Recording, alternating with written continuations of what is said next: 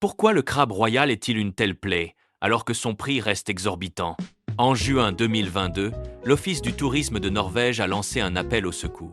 Chaque crabe royal que vous mangez aide les Norvégiens à sauver la planète. Ils appellent le monde entier à l'aide pour régler ce problème d'espèces invasives. À l'époque, leur nombre en Norvège dépassait déjà les 50 millions. Cela signifie que chaque Norvégien devrait en manger 10 pour finir les spécimens comestibles. Surtout dans la mer de Barents, au nord du pays, les fonds marins en sont infestés. On dirait un immense tapis vivant recouvrant le sol. La densité est telle que c'est un cauchemar pour les trypophobes. Il recouvre plus de 2000 km² de fonds marins. Cette espèce, venue du détroit de Bering et de l'Alaska, a littéralement colonisé la Norvège. Leur voyage d'Alaska vers l'Europe remonte aux années 60. Des scientifiques sont allés au Kamtchatka, ont trouvé des spécimens et les ont ramenés. Pendant la traversée de l'Arctique vers la mer de Barents, certains crabes se sont évadés. Comme la Norvège est proche, ils ont facilement envahi les eaux locales. À l'époque, les Norvégiens ne savaient pas qu'un tel dur à cuire s'était invité chez eux. Non seulement ils ont occupé leurs eaux, mais ils menacent de s'étendre à toute l'Europe. Leur offensive en mer est comparable à une plaie de criquet, voire 100 fois pire.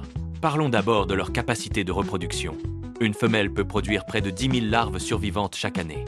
Avec une telle capacité, le crabe royal s'est senti chez lui dans ses eaux froides. Ils ont rapidement étendu leur empire et se sont installés dans la zone. En quelques décennies, ils se sont dispersés dans toute la mer du nord de l'Europe. Leur nombre a vite dépassé les 50 millions, face aux 5 millions de Norvégiens. Dire qu'ils sont envahis par les crabes n'est pas une exagération. Un robot sous-marin a filmé à 450 mètres de profondeur dans la mer de Barents. Ce que l'on voit est vraiment terrifiant. Des légions de crabes royaux couvrent le lit marin comme un tapis vivant. Sur leur passage, ils ne laissent que des restes de coquilles brisées. C'est pourquoi la biomasse de moules a chuté de 87% en 10 ans. Ils ont dévoré presque tous les mollusques et étoiles de mer de la région. Même les larves de cabillaud norvégiens n'ont pas échappé à leurs pinces. Au début, les Norvégiens ne mangeaient pas de crabe royal, d'où le déclin des ressources. Mais la Norvège n'est pas la seule victime. L'Antarctique souffre aussi. Retournons en 2011. Une équipe scientifique a exploré la plateforme continentale antarctique avec des caméras. Et ce qu'ils ont découvert leur a causé un choc immense. À 850 mètres de profondeur, ils ont trouvé une vieille connaissance, le crabe royal. Les chercheurs étaient stupéfaits. Comment le crabe royal est-il arrivé en Antarctique? Ils ont découvert qu'ils occupaient déjà de nombreuses zones et continuaient de s'étendre. En décembre 2023, un submersible allemand a capté des images incroyables en Antarctique. Des colonies ont établi des sites de reproduction près de sources hydrothermales à 1500 mètres. Leurs pattes acérées perçant les fragiles défenses écologiques de l'Antarctique. S'ils franchissent la plateforme, les éponges de verre s'éteindront en 20 ans. Ils sont devenus une légion mécanique qui altère tout l'écosystème marin. En remuant les sédiments et par leur prédation extrême, ils ont anéanti les lits de mer. Avec le réchauffement de l'Antarctique, ils risquent de s'installer massivement. Analysons d'abord leur structure corporelle. Massif, avec une carapace dure couverte d'épines. On voit qu'il est agressif. Comparé aux autres crabes, il semble être le roi, féroce et majestueux. Il se déplace sur 6 longues pattes semblables à celles d'une araignée. Il possède une grosse pince pour chasser et une petite pour manipuler la nourriture. La grosse pince broie facilement les coquilles des mollusques et des oursins. Son système digestif décompose les protéines à une vitesse fulgurante. Un adulte peut manger 2 kg de faune marine par jour. C'est le charognard des abysses. Il n'est pas difficile. Mollusques, crevettes et débris organiques sont au menu. Voici la question cruciale. Comment sont-ils arrivés en Antarctique? On pense que petits, ils ont pu voyager fixés aux navires de recherche. De nombreux navires de recherche voyagent de l'Arctique à l'Antarctique chaque année. Après une mission au nord, ils traversent le Pacifique ou l'Atlantique vers le sud. Il est probable que les crabes se soient glissés sur le navire pendant la traversée. Comme le climat est similaire et l'eau froide, ils se sont parfaitement adaptés. Le crabe adore le froid et a une résistance incroyable. Il s'y est installé. Leurs larves peuvent voyager sur des milliers de kilomètres via les courants. Si l'eau se réchauffe un peu, ils détruiront un écosystème vieux de millions d'années. Les pingouins et les phoques locaux subiraient les conséquences de cette invasion. S'ils pullulent autant, pourquoi coûtent-ils les yeux de la tête au supermarché? Cela reste un luxe total, presque inabordable pour une famille normale. Je vais vous expliquer pourquoi ils sont si chers d'un point de vue économique. D'abord, le coût d'élevage. Il est nul car on ne peut pas les élever en captivité. Ils s'épanouissent dans les eaux glaciales, originaires du Pacifique Nord, de la mer du Japon au détroit de Bering et de l'Alaska à la Russie. Dans leur habitat naturel, ils n'ont pas de rivaux grâce à leur taille et leur carapace. Les larves ont besoin d'une eau entre 1 et 3 degrés Celsius pour se développer. Avec le réchauffement climatique, ils ont désormais plus d'espace pour coloniser. Contrairement aux autres crabes, leurs ancêtres viennent des mers les plus profondes. Ils ont des protéines antigel qui empêchent leur sang de geler à 0 degré Celsius. Leur carapace épaisse leur donne un bonus d'isolation contre le froid extrême. Mais tout a un prix. Ces rois du froid ne supportent absolument pas la chaleur. Si l'eau dépasse les 5 degrés Celsius, 40 et 1 degré Fahrenheit, ils risquent de mourir irrémédiablement. L'élevage commercial exigerait de recréer les abysses glacés, ce qui est trop coûteux. De plus, leur croissance est lente. Il faut 8 à 12 ans pour atteindre 2-5 kilos.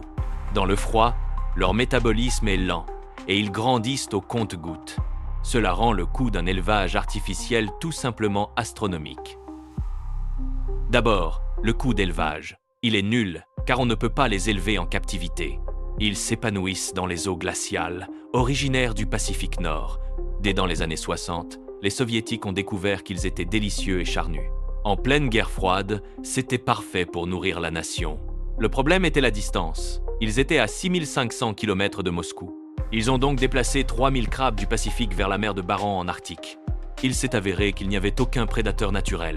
Les femelles ont commencé à pondre jusqu'à 500 000 œufs par saison. Leur multiplication fut un miracle biologique et ils ont envahi la Norvège. Ils ont dévoré les œufs de cabillaud, pilier économique du pays. Ils ont détruit l'écosystème et les pêcheurs norvégiens les détestaient. Mais quand les prix ont flambé en Asie et en Amérique, ils ont eu un déclic. Si les crabes mangeaient leur industrie, ils deviendraient la nouvelle industrie. C'est ainsi qu'a débuté l'exportation prospère de crabes en Norvège. Avec de tels profits, il y a eu d'abord une surpêche massive. Puis, des experts ont suggéré des périodes de fermeture pour protéger la reproduction. Cela garantit que le business et l'espèce durent encore longtemps. Pourtant, ce n'est qu'un des facteurs de son prix élevé. Le salaire des pêcheurs de haute mer est une dépense énorme à ne pas oublier. Si l'on regarde ce que gagne un pêcheur en Alaska, les salaires sont très élevés. Même en étant débutant, on peut gagner une petite fortune en une saison. Mais vous ignorez peu à quel point ce métier est dangereux. La pêche se fait dans des eaux gelées, avec des vagues de 10 mètres et un froid extrême. Il est facile de mourir d'hypothermie en pleine séance de pêche. Comparé aux autres pêches, ici, on joue littéralement sa vie. Ce n'est pas un travail que n'importe quel marin peut supporter physiquement. Vivant à 850 mètres, il nécessite des outils complexes et très lourds. C'est un travail extrêmement fastidieux, dangereux et épuisant. Les crabes sont agressifs et il faut les trier à la main. Les blessures sont constantes. Sur le bateau, on est d'astreinte 24 heures, 24, et on peut travailler 3 jours d'affilée. C'est de l'argent gagné avec du sang, de la sueur et des larmes. C'est pourquoi on dit que c'est le métier le plus dangereux au monde, au même niveau que mineur de volcan ou soudeur sous-marin profond. Le taux de mortalité est 50 fois plus élevé que dans un bureau normal. En saison de pêche, un marin meurt en moyenne tous les 7 jours. La meilleure saison se situe entre octobre et janvier, quand la pêche est autorisée. C'est justement là que l'Arctique se montre le plus sauvage. Moins 20 degrés, des vents furieux et des vagues de 12 mètres de haut. Le bateau est comme une coquille de noix qui peut chavirer à tout moment. Si une vague vous frappe, le froid et le choc vous paralysent instantanément. On perd connaissance et on est emporté par la mer en quelques secondes. Dans ces eaux, secourir quelqu'un tombé à l'eau est presque impossible. C'est une lutte épique et inégale entre l'homme et l'océan déchaîné. 80% des décès sont dus à des marins emportés par les vagues et noyés.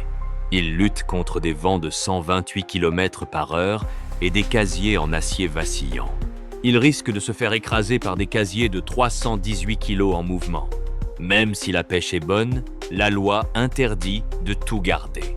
Seuls les mâles adultes de plus de 17-8 cm sont autorisés. Les femelles et les petits sont rejetés à la mer pour préserver l'espèce. Ces quotas et restrictions rendent le crabe encore plus rare et cher.